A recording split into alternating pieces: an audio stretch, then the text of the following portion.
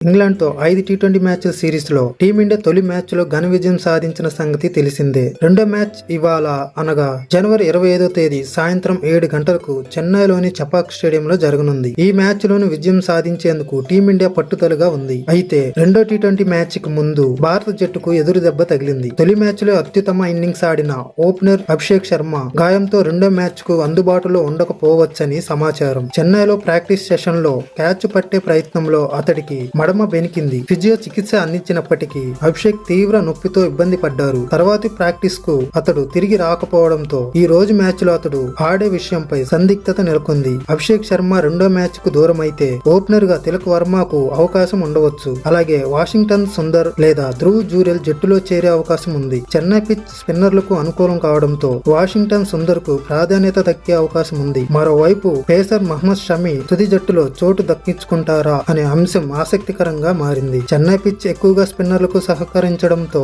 Toss గెలిచిన జట్టు fielding ఎంచుకునే అవకాశం ఎక్కువగా ఉంది.